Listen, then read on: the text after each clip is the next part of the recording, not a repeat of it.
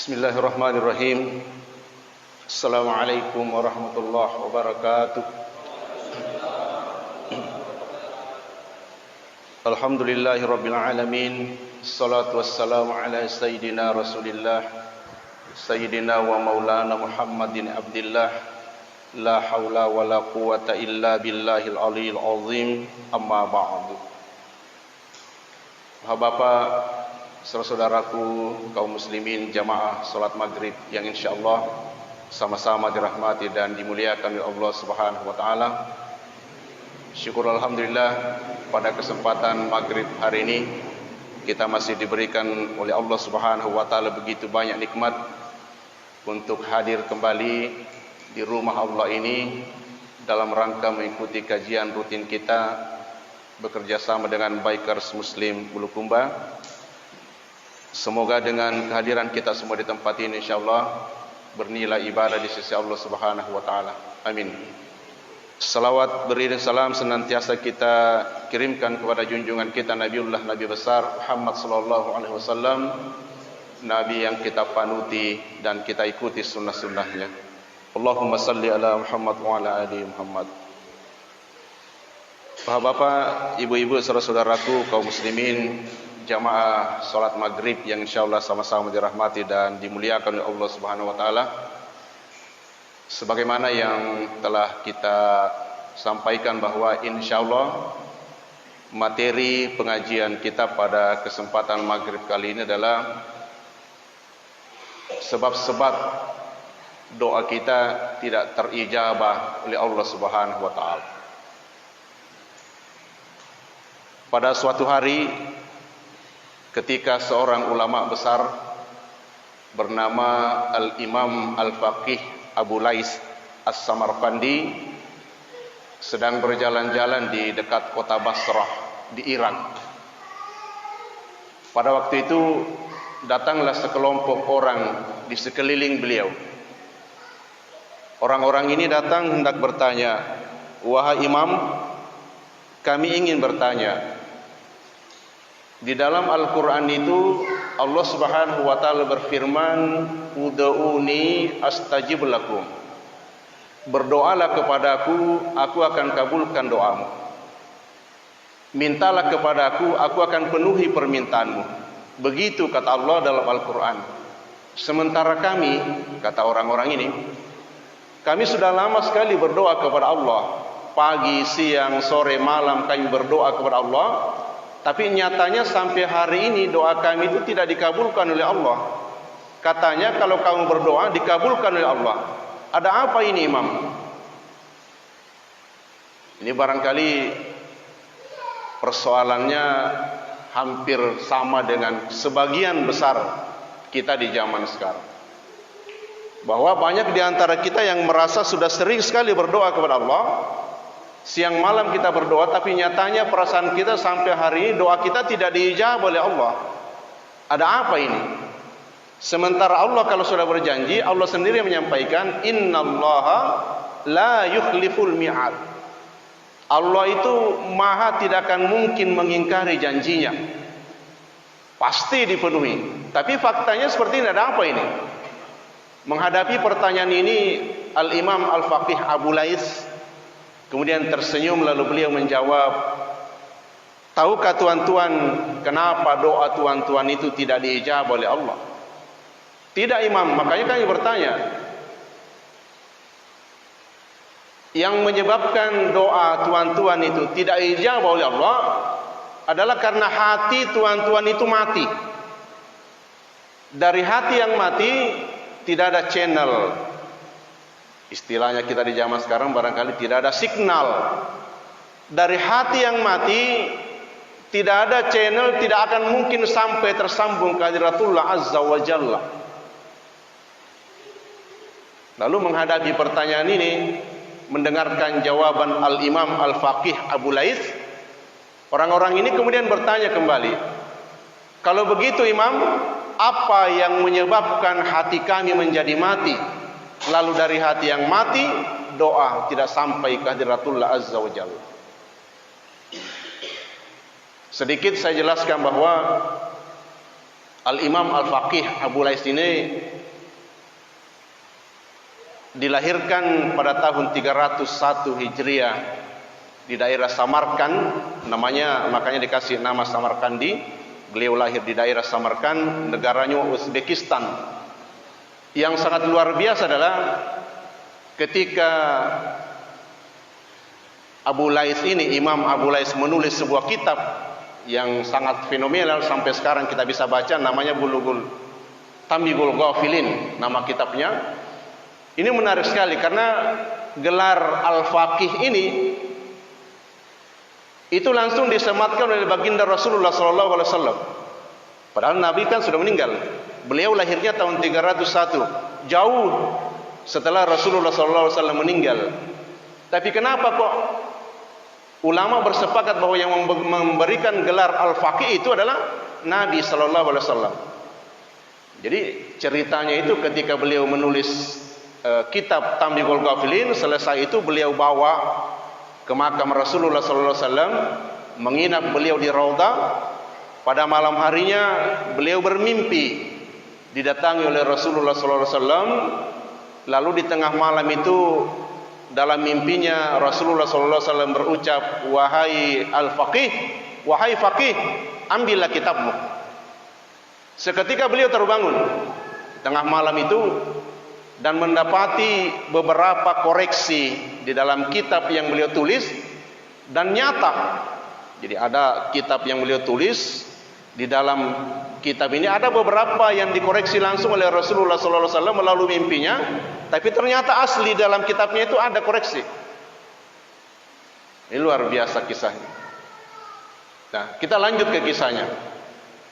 Menanggapi pertanyaan orang-orang tadi, wahai Imam, apa yang menyebabkan hati kami menjadi mati? Beliau menjawab, yang pertama, araftumullaha wa lam tuftuhu haqqahu. Penyebab hati menjadi mati yang pertama adalah engkau mengenal Allah, tapi haknya untuk disembah, kewajiban kamu untuk menyembah, jarang kamu laksanakan. Ini penyebab hati mati yang pertama. Lalu dari hati yang mati, doa tidak akan sampai ke hadiratullah azza wa jalla. Di zaman sekarang mudah diperkenalkan Allah, kita hanya sekedar mengenal nama. Sebagian orang di zaman sekarang mengenal nama saja Allah. Siapa pencipta langit, bumi, matahari? Allah.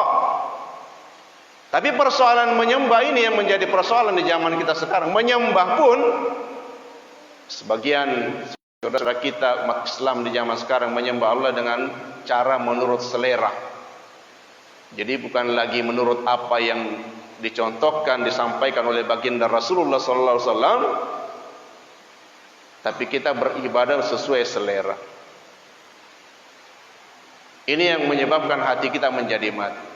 Allah akan terasa jauh kalau kita hanya membicarakannya lewat renungan-renungan, lewat filsafat-filsafat. Allah Subhanahu wa taala hanya bisa didekati dengan pelaksanaan ritual ibadah. Semakin banyak pelaksanaan ritual ibadah yang kita lakukan, insyaallah Allah akan semakin dekat kepada kita. Ini yang pertama. Yang kedua, kata ulama kita, yang menyebabkan hatimu menjadi mati, lalu dari hati yang mati doa tidak sampai kepada Allah, qara'tumul Qur'an wa lam ta'malu bih.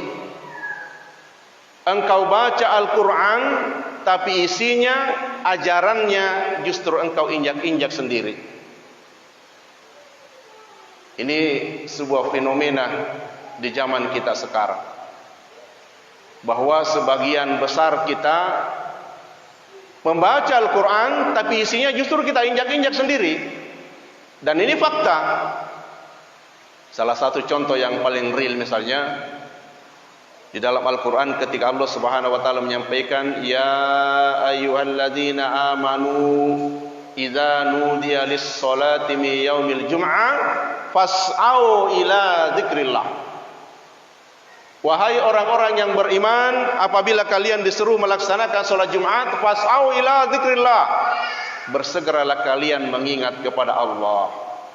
Tinggalkan seluruh urusan jual beli, urusan duniawi. Kita tahu ini, umat Islam tahu perintahnya, baca Al-Quran tahu, tapi dalam prakteknya, lihatlah mak Juma itawe biasa bagi dua tadi lalan ada stadion. Ada yang cepat datang ke masjid hari Jumat, aliri nasapa. Supaya apa? Supaya nanti pas khutbah maradatin roy. Ada yang lebih parah, paling belakang datang, paling cepat pulang. Bahkan sebagian orang takut sekali masuk ke masjid mengambil saf pertama. Al-Quran memerintahkan ini. Kita baca Al-Quran tapi isinya, ajarannya justru kita injak-injak sendiri. Belum lagi misalnya ayat-ayat yang lain yang di zaman sekarang sudah dianggap sesuatu yang benar-benar kita tidak perhatikan. Ya innamal mu'minuna ikhwah. Salah satu ayat yang di zaman sekarang kita ini juga sering diinjak-injak adalah innamal mu'minuna ikhwah. Sesungguhnya orang-orang yang beriman adalah bersaudara. Tapi kita lihatlah bagaimana umat Islam kita di zaman sekarang. Golongan yang satu menenggelamkan golongan yang lain. Ada golongan yang satunya menganggap hanya dialah yang bisa masuk surga, yang lainnya neraka semua. Tuhannya satu, nabinya satu, tapi yang masuk surga cuma dia. Lalu saling mencaci maki. Inilah salah satu penyebab besar, permasalahan besar bahkan kita di zaman sekarang. Apalagi diantaranya penegakan amar ma'ruf nahi mungkar sudah tidak lagi diamalkan. Saya ingin membacakan sebuah hadis peringatan dari Rasulullah SAW.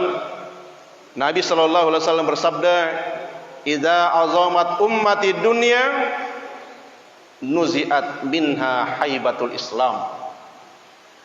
Apabila umatku sudah jatuh menjadi umat pencinta dunia, maka dicabutlah kehebatan umat Islam. Ini yang banyak sekarang terjadi, Pak. Ketika umat Islam, umat Rasulullah SAW sudah jatuh menjadi pengagung-pengagung dunia, materi adalah ukuran untuk menetapkan segala sesuatu. Kata Rasulullah SAW, dicabutlah kehebatan agama Islam ini. Yang kedua, wa iza turikatil amru bil ma'rufi wa nahyi 'anil munkar hurrimat alaihim barakatil wahyi. Apabila nahi munkar, amar ma'ruf nahi munkar sudah tidak lagi ditegakkan, maka dicabutlah keberkahan wahyu. Tidak lagi jelas batas antara amar ma'ruf sama nahi munkar. Orang tidak lagi menggalakkan amar ma'ruf nahi munkar, sehingga orang menilai segala sesuatu menurut selera, berdasarkan otak. Kalau baik menurut otaknya dikerjakan, kalau tidak baik menurut otaknya ditinggalkan. Agamanya adalah otak, berhalanya adalah akal. Yang paling celaka adalah seperti yang kita saksikan sekarang, terjadi penjungkiran nilai. Perhatikan garis makukui. Amar ma'ruf yang paling celaka adalah ketika yang ma'ruf sudah dianggap mungkar, yang mungkar dianggap ma'ruf. Sekarang kan sudah terjadi seperti ini, Pak. Contoh, Allah Subhanahu wa taala mengharamkan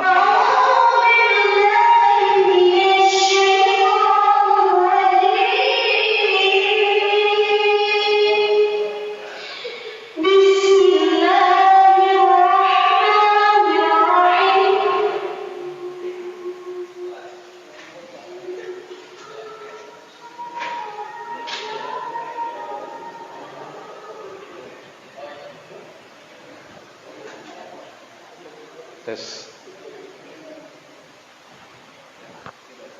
Dek nana ini kira-kira spor jantung tuh sedih tuh.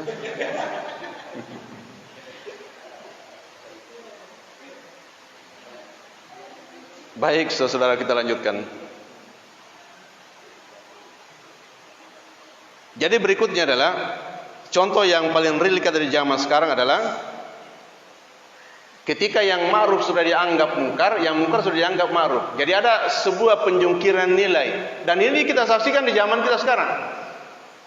Contoh misalnya saya katakan tadi khamar. Khamar ini kan sebelum kita lahir, sebelum nenek-nenek kita lahir, itu sudah diharamkan oleh Allah. Di zaman sekarang ada orang yang sudah menganggap halal. Kosigala simpa ustaz, detona haram. Pak Bura gare. Sering tidak dengar istilah itu? Kosigala si Pak Bura. Coba. Padahal innallaha lam yaj'al syifa'um fima harrama 'alaikum. Allah Subhanahu wa taala tidak akan pernah menjadikan obat di dalam sesuatu yang telah Dia haramkan. Jadi memang bahasa-bahasa pemabuk ya begitu. Penjungkiran nilai, saudaraku. Akhir-akhir zaman sekarang kita saksikan ulama-ulama kita yang memegang teguh ajaran agama Islam dengan benar, satu persatu kelihatan oleh kita, pelan tapi pasti mereka secara perlahan ditenggelamkan dari Indonesia.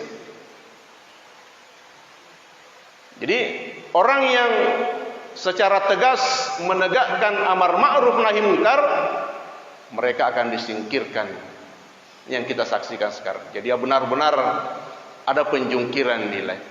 Dan kalau ini yang sudah terjadi, kata Nabi, akan dicabutlah keberkahan wahyu.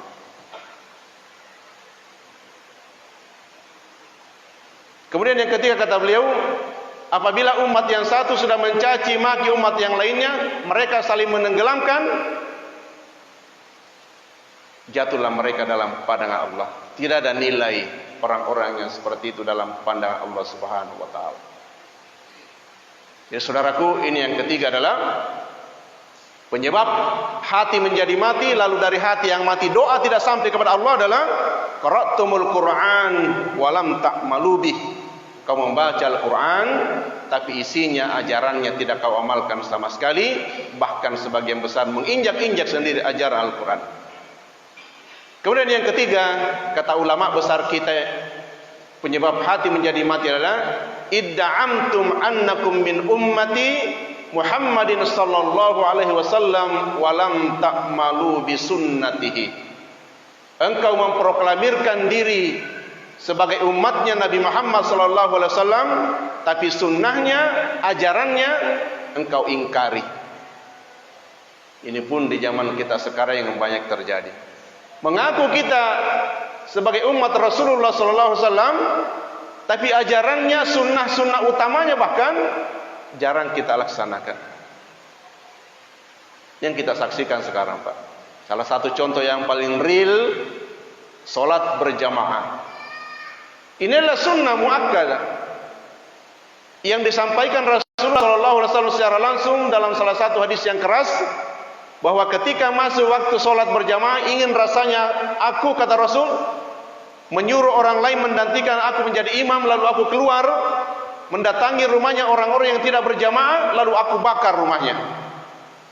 Dengan hadisnya keras. Sunnah, ya, tapi sunnah yang sangat dianjurkan oleh Rasulullah SAW. Bahkan sebagian mazhab menganggap bahwa berjamaah adalah wajib. Sekarang sudah mulai ditinggalkan, Pak. Kita sedih, masjid begini hanya 2 saf, 1 saf lebih, itu pun ditambah bikers muslim. Kalau sehari-harinya berapa orang, Pak, laki-laki tanpa kehadiran bikers? 10 ada? Karena ini saja ada bikers hanya 1 saf lebih. Ini kalau datang semua, wah, tidak muat ini. Di tingkat ini masih lebih ini. Engkau mengaku umat Rasulullah sallallahu alaihi wasallam, tapi ajarannya, sunnahnya kau malah injak-injak sendiri. Kalau kita pakai bahasa halus bahwa tidak mengamalkan umatnya Rasulullah sallallahu alaihi wasallam, tidak mengikuti ajaran-ajaran beliau, oh itu lebih banyak lagi itu yang kena. Misalnya Nabi mengawali aktivitasnya dari sepertiga malam yang akhir. Ini kalau dipresentasi ke sana itu semakin kecil itu. Nabi sallallahu alaihi wasallam mengawali aktivitas hidupnya dari sepertiga malam yang akhir. Jam 2, jam 3 beliau sudah bangun. Diikuti para sahabat, para tabi'in, para guru-guru kita. Sampai di zaman kita sekarang sebagian besar di antara kita meninggalkannya. Sunnah Pak, ya sunnah. Tapi satu-satunya sunnah yang Allah langsung yang perintah adalah sunnah yang ini. Biasanya kalau sunnah Nabi perintahkan, Nabi yang berikan contoh, Nabi yang laksanakan. Khusus untuk sunnah yang satu ini, sholat malam, Allah subhanahu wa ta'ala yang langsung perintahkan. Wa minal laili fatahajjad bihi nafilatan lak asa ayyab'asaka rabbuka maqaman mahmuda. Di keheningan malam dikala orang lain tidur lelap, bangunlah engkau tahajud kepada Allah Tuhanmu. Kalau ini yang engkau lakukan, Allah akan mengangkatmu pada posisi maqaman mahmuda. Afdalus salata ba'dal farida qiyamul lail. Salat yang paling tinggi derajatnya, paling mulia derajatnya setelah salat fardu, qiyamul lail, salat malam. Lihatlah bagaimana umat Islam kita di zaman sekarang meninggalkan amalan yang dahsyat ini. Sanggup kita salat subuh, sanggup. Tapi mengawalinya lebih awalnya sebagian kecil. Padahal andai kata kita bisa merutinkan melaksanakan amalan yang dahsyat ini, mengikuti tata caranya Rasulullah SAW, maka kita akan mengalami perubahan drastis dalam hidup kita. Sebuah ketenangan yang akan kita dapatkan luar biasa, benar-benar luar biasa. Hening, alam, sepi. Dikala itu mereka terbangun dalam sujudnya, benar-benar mereka merasakan kedekatan dengan Allah Subhanahu wa taala, Rabb yang sangat kita cintai. Dikala sujud orang-orang seperti ini, di tengah malam mereka sujud, Allah akan turunkan az-zihn. Az-zihn itu kecerdasan menyelesaikan persoalan-persoalan dunianya di bawah bimbingan Allah Subhanahu wa taala. Wah, itu luar biasa, Pak.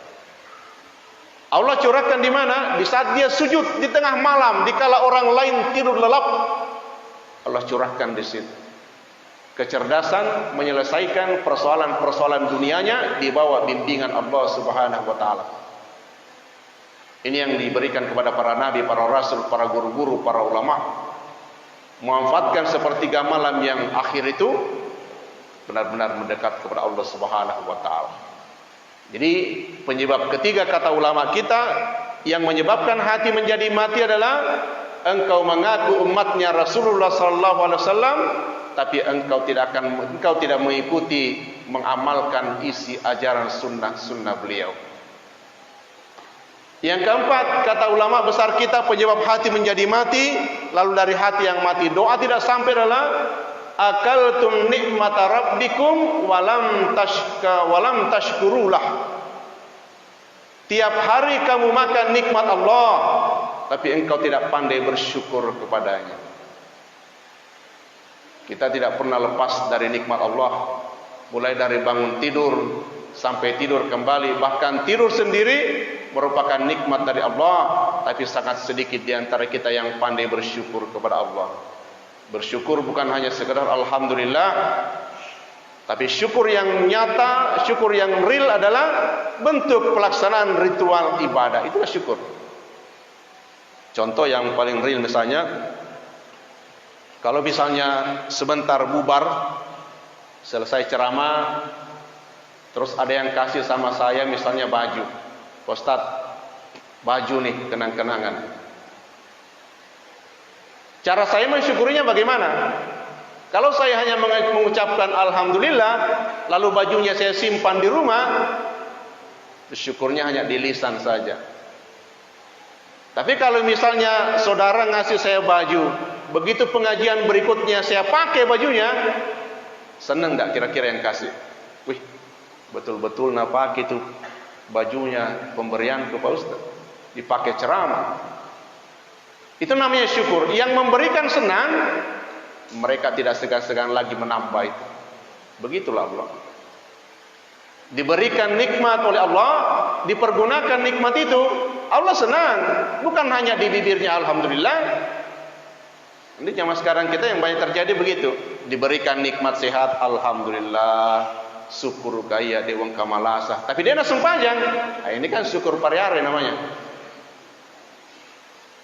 Mulutnya alhamdulillah, tapi tidak dibuktikan. Alhamdulillah, macam muat. Tapi dia tidak serafi noto. Itu kan hanya sekedar syukur yang main-main. Dan kalau kita mau melihat postur tubuh saya luar biasa, Allahu Akbar. Kita bisa menganggap diri kita masih kurang rasa syukur kita. Diciptakan dalam bentuk anatomi yang luar biasa canggih. Tidak ada satu makhluk Allah pun yang menyamai manusia. Dari secara anatomi, bentuk tangan, muka, kepala, kaki dan lain sebagainya, tidak ada makhluk yang lain daripada manusia diciptakan Allah yang menyerupai manusia. Luar biasa dahsyat. Mata kita, Allahu Akbar. Bagaimana cara mensyukuri nikmat mata? Memfungsikan mata sesuai dengan fungsi yang telah ditetapkan oleh Allah. Itu cara mensyukurinya. Jadi kalau misalnya kita ditanya apa fungsi mata? Untuk melihat. Kurang. Kalau definisinya begini masih kurang. Sebab fungsi mata sesungguhnya adalah, kalau menurut aturan kita, fungsi mata orang beriman khusus untuk melihat hal-hal yang diridhoi oleh Allah saja. Sebab kalau hanya sekedar untuk melihat, matanya orang kafir sama untuk melihat juga. Tapi kita orang beriman, fungsi matanya adalah untuk melihat hal-hal yang diridhoi oleh Allah saja. Maka cara mensyukurinya yaitu mensyukuri nikmat mata, penglihatan khusus digunakan mata kita melihat hal-hal yang diridhoi oleh Allah saja. Jadi orang beriman yang syukur dengan nikmat matanya, ini baru satu anggota badan nih. Contoh misalnya kalau yang bikers mau saya tanya, kalau misalnya saudara pas buka-buka Android, tiba-tiba ada gambar misalnya perempuan lah, mohon maaf, perempuan yang tidak pakai baju, dilihat apa dimatikan? Dilihat apa dimatikan?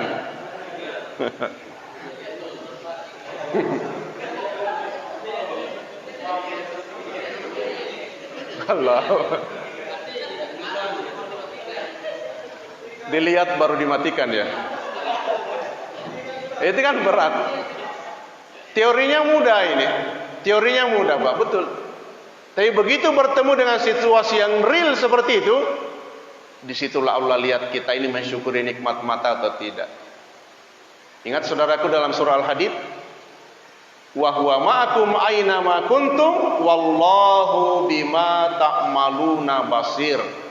Dimanapun kalian berada, Allah selalu bersamamu dan Allah maha melihat apa yang kamu kerjakan. Jadi kalau pas lagi di kamar sendiri, tidak ada orang lihat, tiba-tiba ingat ayat ini, nah itu kau Allah Ta'ala. Nah, itu orang yang mensyukuri nikmat penglihatannya itu begitu dia. Takut dia. Ini baru satu. Bagaimana nikmat-nikmat yang lain? Nikmat pendengaran. Mendengarkan dipanggil hayya 'alas shalah, mari kita salat. Mereka dengar tapi tidak datang, berarti tidak bersyukur dia. Tidak bersyukur. Akaltum nikmata rabbikum walam tashkurulah. Tiap hari kamu makan nikmat Allah, tapi kamu tidak pandai bersyukur kepadanya. Inilah yang banyak menerpa kita di zaman sekarang. Tidak pernah terputus sedikit pun nikmat Allah, tapi jarang kita mensyukuri. Mensyukurinya pun seadanya.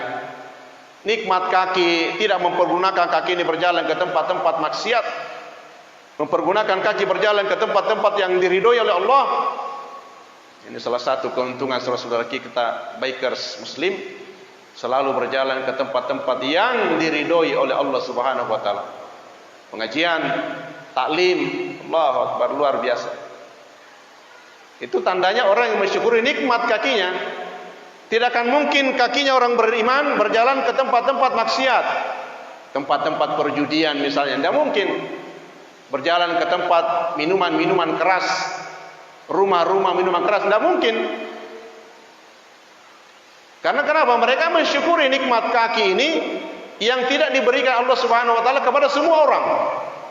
Betapa banyak manusia yang lahir ke dunia tidak diberikan nikmat kaki. Ada manusia yang lahir ke dunia tidak diberikan nikmat penglihatan, tapi di sisi lain mereka diberikan nikmat yang luar biasa dahsyat. Allahu Akbar. Oleh karena itu saudaraku, kalau kita ingin menjaga hati kita tetap hidup, pandai-pandailah bersyukur kepada Allah Subhanahu wa taala. Masih panjang sebetulnya penjelasannya, tapi ini sangat memakan waktu. Sudah hampir jam 7, sudah hampir masuk Isya. Saya pun masih ada jadwal insyaallah setelah ini, maka saya mengambil kesimpulan dari pengajian kita malam ini. Penyebab doa kita tidak sampai ke hadiratullah azza wa jalla, kata ulama besar kita Al-Imam Al-Faqih Abu Lais, adalah karena hati kita menjadi mati.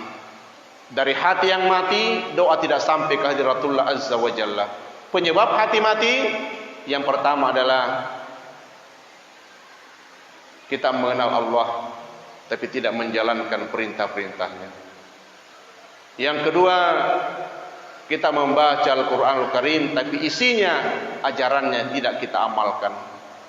Yang ketiga, mengaku sebagai umat Rasulullah SAW tapi ajaran-ajaran Rasulullah tidak kita amalkan. Dan yang keempat adalah kita makan nikmat Allah Subhanahu wa taala tapi kita tidak pandai bersyukur kepadanya. Semoga empat yang kita sampaikan pada kesempatan maghrib ini insyaallah mampu kita resapi, mampu kita amalkan bersama, terutama kepada pribadi. Atas segala kekurangan mohon dimaafkan. Semoga Allah Subhanahu wa taala masih memberikan kesempatan kepada kita semua untuk dipertemukan kembali dalam pengajian-pengajian berikutnya insyaallah. Amin ya rabbal alamin. Mohon maaf atas segala kekurangan. Billahi taufiq wal hidayah. Wassalamualaikum warahmatullahi wabarakatuh.